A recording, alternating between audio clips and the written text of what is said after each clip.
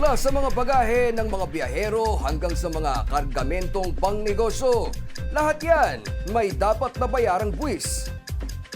Pero sa kakulangan ng kaalaman, marami nga naman ang naguguluhan sa mga babayaran at sa mga patakaran. Kaya naman dapat na alam mo ang batas at ang karapatan mo para iwas scam o panloloko. Kapag kargado ka ng tamang impormasyon, maayos, ligtas at walang aberya ang mga transaksyon at siguradong hayahay nga naman ang paglalakbay. Ngayon, mayroon ng malalapitan at masusumbungan. Anumang reklamo o tanong, idulog mo na yan at sagot ka ng ating Customs Commissioner Ariel Nepomuceno dito sa Isumbong kay Commissioner.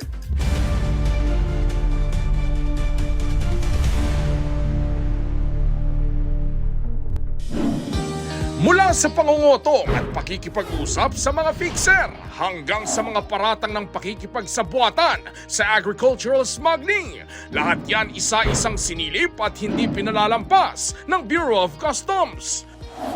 Sa ilalim ng pamumuno ni Commissioner Ariel Nepomuceno, hindi lang koleksyon ang binabantayan, kundi pati ang integridad ng bawat kawani. Alam nating madalas makabit ang pangalan ng ahensya sa korupsyon at iligal na transaksyon. Kaya naman sa pamamagitan ng mga reforma, layunin niyang maibalik ang dangal ng kawani na may pagmamalaking sabihin na sa BOC ako nagtatrabaho at tapat ako sa serbisyo.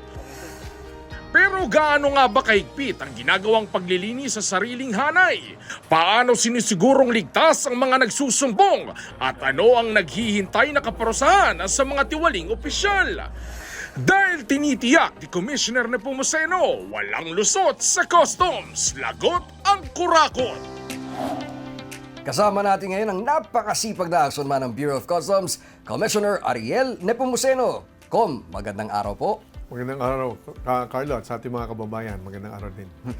Madalas po sa paniniwala ng mga tao kapag sinasabi na may katiwalaan kagaya ng smuggling sa Bureau of Customs, baka may kasabwat sa loob. Ano po ba yung ginagawa po natin para malaman kung merong kasabwat sa loob? At ano na po ba yung statistics natin kung meron pong napatunayan na meron nga pong nangyayari? Hindi naman mangyayari smuggling na walang kausap sa loob ng aming ahensya, no? Kaya't binabantayan ko yung aming mga tauhan. Again, marami kaming mga tauhan na maayos na nagtatrabaho. Subalit kagaya ng maraming organisasyon, normal na may mga tauhan kang, sabi nga natin, pasaway. Yun ang dapat naming panagutin. Yun din ang dapat nating matanggal sa ating sistema. Kaya't nitong ngayon, habang ako na commissioner, mayroon tayong total of 73 cases already filed against smugglers. Unfortunately, may mga nakasama dyan ng mga tauhan din namin mismo. Hindi ako masaya na nadadama yung mga tauhan namin, subalit trabaho ko na panagutin ang lahat ng dapat habulin ng batas kahit kasama pa ang aming mga tauhan. In fact, meron kami na siyam ng mga tauhan dito sa recent agricultural smuggling na high-profile case. Pinag-usapan niya sa Senado, sa Kongreso. Yan ay isinama namin doon sa dapat imbestigahan criminally doon sa agricultural smuggling na siyam sila. Meron pang 10 na ongoing yung kanilang administrative cases, hinaharap nila yun. At marami pang isusunod ako dyan. Kaya gusto ko nga ako nakikinig yung aking mga tauhan, mas minamarapat ko na walang madamay ng mga tauhan ko. Dahil mga kasama ko sila, sumunod na sila sa tama, upang hindi na madamay dito sa smuggling. Kaya lang, kapag kasama sila, wala tayong magagawa. At talagang magkakaroon sila ng either administrative case or criminal case or pareho. Hindi ako natutuwa pag nadadamay mga tauhan namin. Kaya lang, tungkulin ko na panagutin lahat yung smugglers mismo, protectors, financiers. Pagdating po dun sa corruption, meron po ba kayong specifics na po pwede banggitin na ito yung marami na sumbong? Ganito yan Pag meron delay, meron humingi daw ng pera. Kaya lang, ganito ang ginagawa ko. Hindi naman po pwedeng basta ka magtanggal ng tao. No? Dapat may due process din yan. Subalit, kapag meron sa aming reklamo, pinapa-imbestigahan ko kagad yan. Dahil baka totoo, maaaring hindi rin totoo. Pag inimbestigahan na natin yun, yung nanghihingi ng pera para bumilis yung iyong transaksyon, pinapa-double check ko kagad yan. Kapag yan napatunayan, halimbawa may mga text messages, may tawag, may picture na magkakasama o nakikita sa CCTV, yan ay magkakaroon ng basehan upang aksyonan namin at least administrative action laban doon sa aming mga tauhan. May mga sistema naman yan upang malaman natin kung totoo, pananagutin natin. Kung hindi naman totoo, sinasabihan pa rin namin aming tauhan na mag-iingat kasi baka naman hindi lang siya nahuli. So, mahigpit kami dyan sa mga reklamo. At ako mismo, may regular report sa akin yung aming mga tauhan. So ito po yung mga hakbang na ginagawa nyo pagka may reklamo sa mga fixers o mga gusto ng extortion. Pero paano po sakaling may mga gusto magsumbong pero natatakot para sa kanilang kaligtasan? Yun nga, naunawa natin yan. Siyempre, hindi madaling magsumbong tapos baka maging delikado ka. Ginagarantiyahan ko, pag ginamit nila yung isumbong kay commissioner, pinasok nila yung aming platform sa kanilang internet, yan ay talagang in confidence yan, confidential yan. Hindi malalaman ng kanilang nirereklamo. Kahit tauhan pa namin yon, hindi maralaman ng kanilang inirereklamo kung sino yung nagreklamo. A-action na namin yun. Di ba? O para po naman kung sakali, paano ko malalaman kung nagpapanggap ba ito? Ano po yung safety check na po pwede kong gawin? Unang-una, yung mga kababayan natin na hiningi ng pera, no? Huwag silang maniwala kasi kagad. Pag talagang nagsumbong sila doon sa sumbong kay commissioner, nadidelay yung kargamento nila, as long as wala silang violation, ibig sabihin, tama naman yung kargamento nila, legal lahat, ba't kayo magbabayad? Pag may hinihinga kayo ng pera ng BOC, ng empleyado namin, o yung nagpapanggap na representative ng mga empleyado namin, itip nila doon sa isumbong kay commissioner, a-actionan natin yun. Huwag silang magpabiktima. Dapat lumang uso na yun, lumang tugtugin na yun eh. Pag nagpabiktima sila, wala akong magagawa doon. Ano? Pag sinumbong nila, meron akong magagawa. Pag tiwalaan nila ako, yung aking mga kasamahan, talagang so far, napatunayan naman namin, at ito ay sinasabi ng napakaraming business organization. Makati Business Club, Filipino-Chinese Chamber, Chinese Federation, napakaraming organisasyon. Kahit papano, nagsasabi sa amin na nararamdaman nila yung pagbabago sa BOC.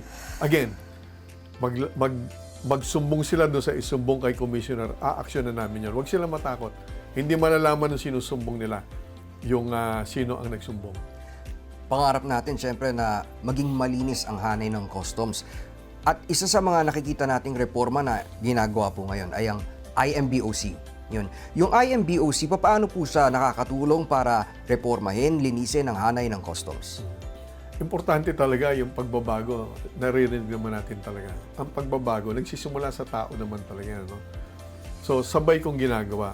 Yung mga sistema, yung digitalization, sabay yun. Para kahit sa ayaw at sa gusto mo, hindi ka na makakagawa ng mali. Subalit kasabay nun, dapat yung pilitin natin lahat, gawin namin lahat, yan ang ginagawa ko ngayon, na yung personal na level ng ating mga kasamaan sa BOC, magkaroon na talagang sa level nila, of course, hindi naman hindi naman yan puwersahan. Yung IM movement, yan ay voluntaryo. Nag-imbita ako ng mga kaibigan ko, in this case, ng mga kaibigan ko, natutulungan nila ako, personal na tulong para sa bansa, tulungan nila akong hikayatin yung mga tauhan namin sa Bureau of Customs na gusto rin na magkaroon ng pagkakataon na magtrabaho ng mas maayos. Tinutulungan ako halimbawa ni Anthony Pangilinan, sikat yun, ano?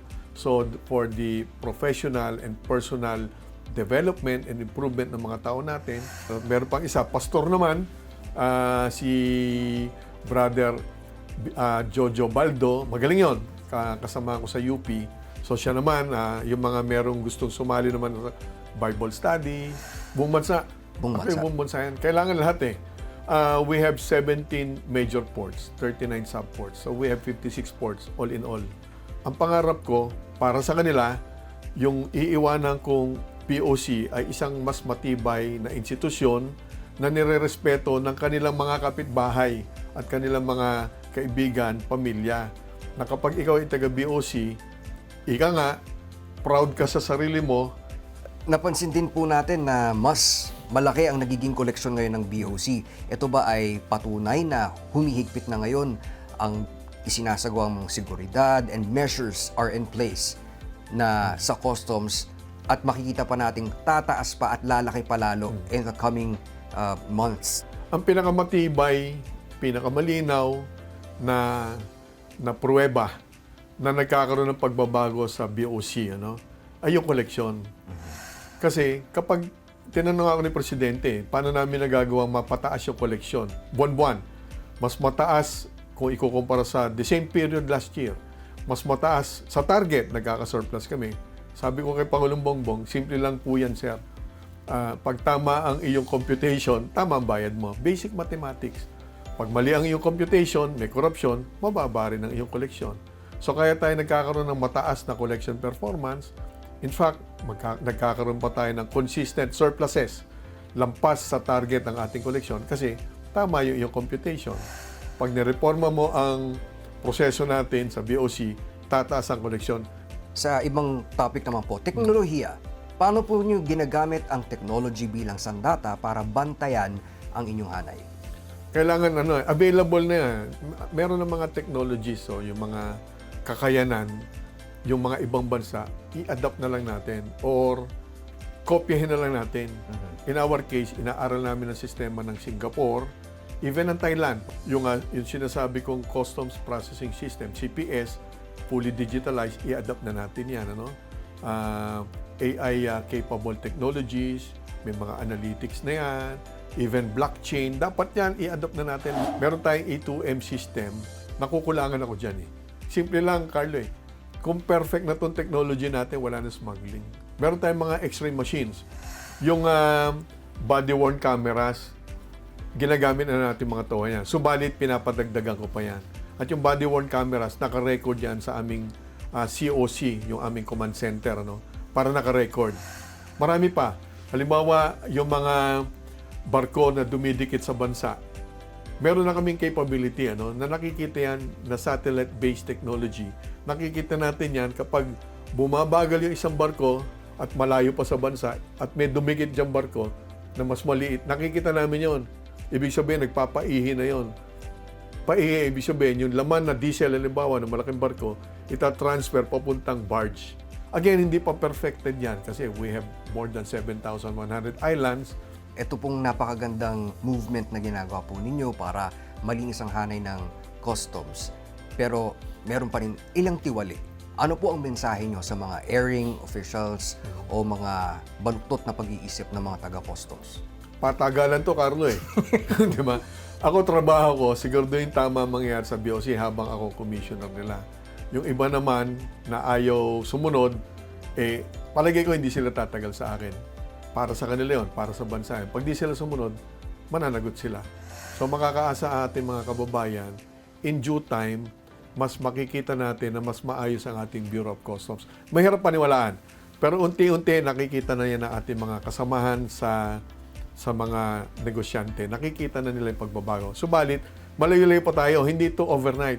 Hindi to simpleng isang araw, isang linggo, isang buwan. Not even 1 year. Para po sa mga negosyante, importer, or mga ordinaryong mamamayan na may napapansing mga irregularidad sa customs, ano po ba yung pwede lang pagsumbungan at platform? Dalawang paraan, Carlo, para makapagsumbong sila. Unang-una, doon sa numero na 8705-6000. Pangalawa, sa tingin ko mas madali, yung pumunta sila doon sa isumbong kay Commissioner. Ano yan? Platform yan, digital platform. Pumunta sila roon, makakapag-type sila, makakarating sa akin kung ano yung isinusumbong nila. Mga tauhan ko mismo ang magbabasa niyan at yan ay iuulat sa akin at pag ako mismo ang mag-uutos anong dapat gawin sa mga sumbong nila. Kahit maliit na bagay, malaking sumbong, pareho lang sa akin yon. Bibigyan natin ng atensyon yon.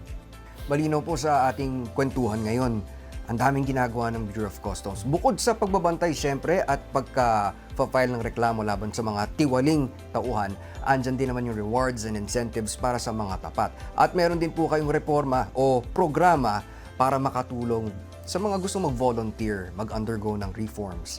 At sa mga gusto naman magsumbong, andyan yung mga paraan kung paano makikipagtulungan sa Bureau of Customs. Maraming salamat po sa lahat po ng inyong binahagi at sa inyong oras. Thank you po, Com.